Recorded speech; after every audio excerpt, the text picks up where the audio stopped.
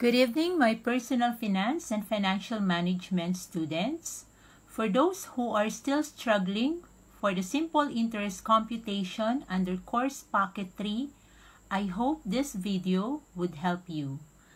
Let us start with the definition of interest.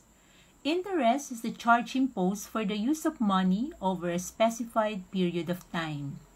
On the part of the lender, creditor, savers, or investors, it represents their income.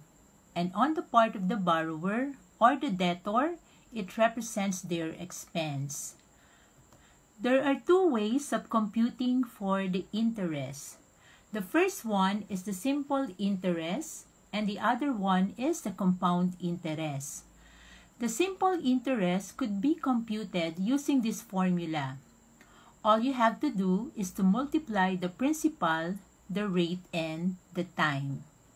And to get the maturity value, all you have to do is to add the principal and the simple interest. The maturity value represents the amount due or the amount to be paid at due date. So be careful in using the rate in every interest computation.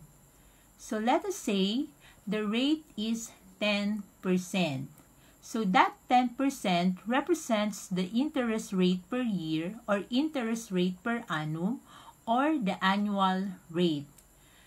Since the rate is stated in terms of percent, you have to convert it into decimals by moving the decimal point 2 places to the left. So let us say for 10%, that would be 0.1 or 0.10. So if you'll be using 10% in the computation of simple interest, that would be 0.1 or 0.10.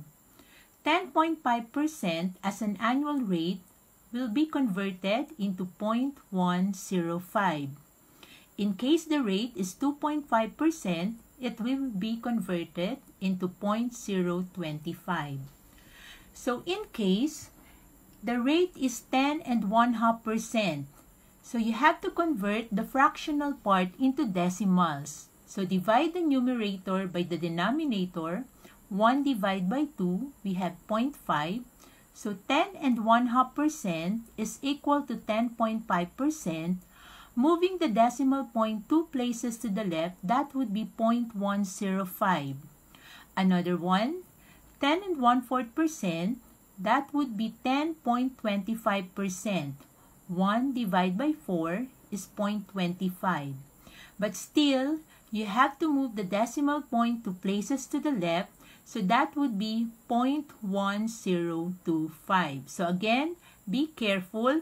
Don't forget to convert the rate into decimals by moving the decimal point 2 places to the left. And another one, be careful also in using the time. So time may be stated in terms of years. So when we talk about computation of interest and the time given is number of years, all you have to do is to multiply the principal, the rate, and the time is straightforward. Just like on what you can see here, 5,000 times 0.10 times 2 years, that will give us a simple interest of 1,000. Adding the 1,000 to 5,000 principal, that will give us a maturity value of 6,000 pesos. So the amount to be paid by the borrower to the creditor after 2 years will be 6,000 pesos. Another one is in case the time is stated in number of months. So you have to multiply the principal or the amount borrowed or the amount invested with the rate which was converted into decimal, then multiply it with the time, and don't forget to divide it by 12 because we have to get the fractional equivalent of the interest which is intended only for 3 months. So giving us a simple interest of 125. So the maturity value now is 5,125, which as you can see is lower than 6,000 pesos because 6,000 pesos is the interest which is good for 2 years. But on the second example, we just have 3 months as our term. Another one, what if the time is stated in number of days? So all you have to do is to divide it by 360 in case what is being asked is the ordinary interest. And in case what is being asked is the exact interest, you have to multiply again the principal, the rate, and the time, the number of days, then divide it with 365. So an ordinary interest will give us 62.50, and an exact interest rounded up will give us 61.64. But the problem now is, what if the problem is silent? We don't know whether to compute for the ordinary interest or the exact interest. So all you have to do is to compute for the ordinary interest. Or that means you will be multiplying the principal, the rate, and the number of days and divide it with 360. So why is that so? So as you can see, the computation of ordinary interest or using 360 will give us a higher interest. So whatever is favorable to the different creditors or banking institutions or financial institutions most often is being implemented. So again, if the problem is silent, you don't know what to use, 360 or 365, use 360, the ordinary interest.